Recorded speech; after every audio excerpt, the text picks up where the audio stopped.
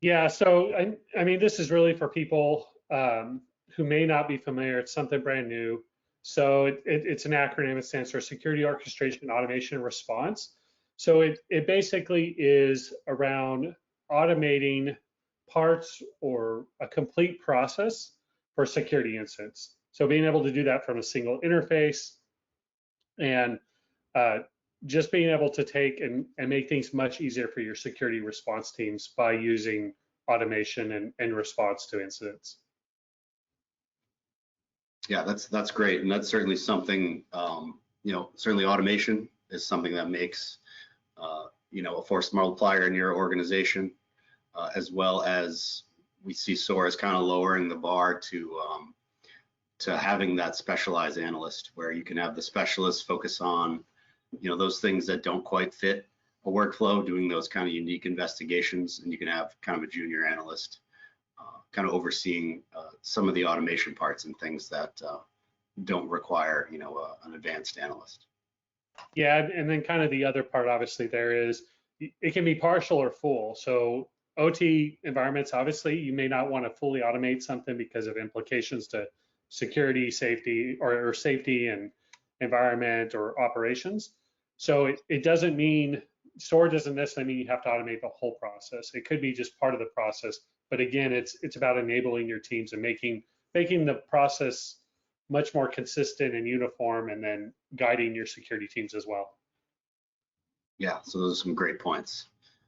So let's talk a bit about why we haven't seen it take off quite yet. So certainly within OT, we always have safety is paramount. So there's safety implications anytime we talk about taking automated action on data that you're collecting or viewing from the field. There's still clearly an asset inventory challenge in OT. Lots of vendors out there like Industrial Defender solving that problem. And then we've got the classic IT OT collaboration struggles. I think there is a divide. There'll always be a divide, but I think the latest trend we see is we understand there's a divide, but let's at least get the same set of data, people looking at that data from their own perspective lenses, and just getting that visibility out there. So we're going to kind of touch on what we're seeing in a little bit of a history.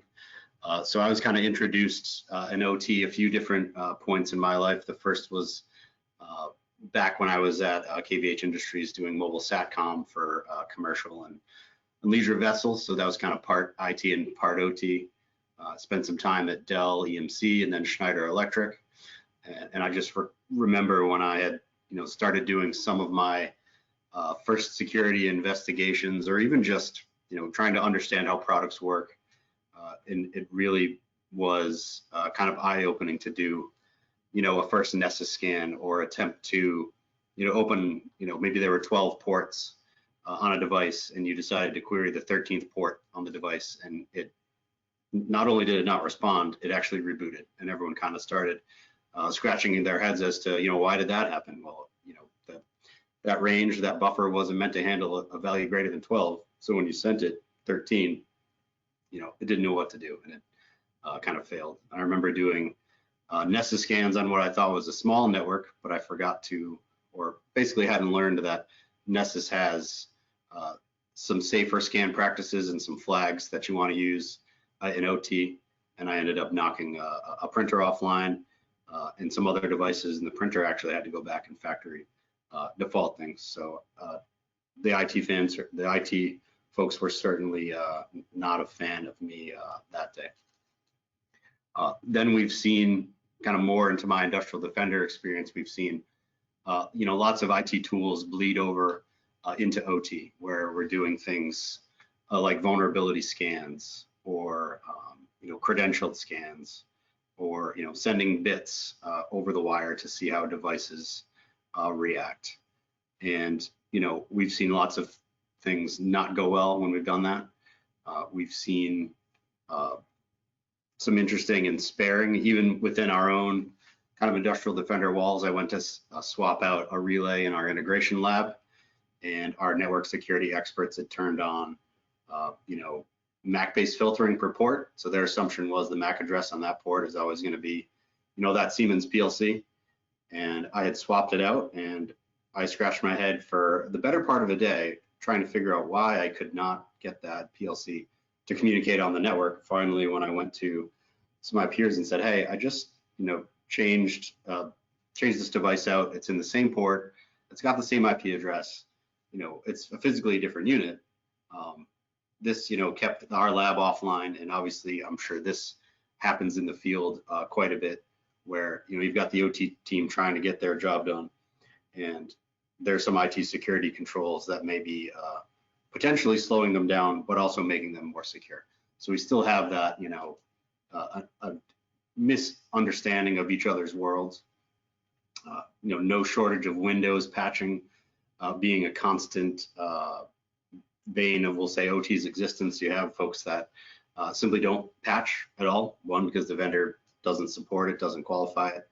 Or two, everyone's afraid to patch and reboot the machine because it hasn't been, rebooted in, 5, 10, a decade.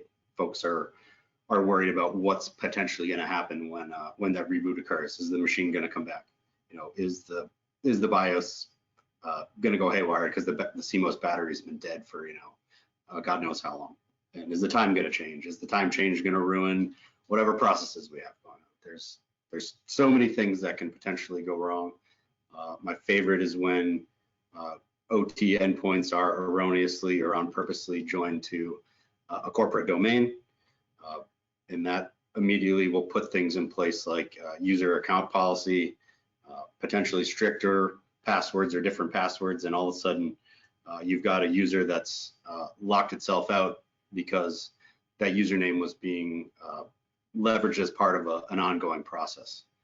Now that ongoing process is broken, everyone is scratching their heads, and IT is, well, we just joined it to the domain. What could go wrong? So obviously we've got some fundamental challenges in IT versus OT, but when these things can potentially take you down for a day, you put production down, and now you're costing potentially millions of dollars to the company because you're offline. And at the same time, to become more secure and compliant, move to a newer SCADA system or a newer DCS, you're talking about tens, 20, 30, hundreds of $1 million to change that environment. So there really aren't any good answers to get modernization in place, and that is part of why there's just resistance and lack of uptick. Like I remember first talking about introducing virtual machines into OT, a decade ago, and it was, that's never going to happen. We're not going to do that. We want physical things with buttons and blinky lights that we can touch, and we need to see it. And eventually, that slowly changed over time, and we're seeing that same trend with containerization and other things. So they're catching up. OT will always be behind, but it's a journey, and SOAR is definitely part of that journey.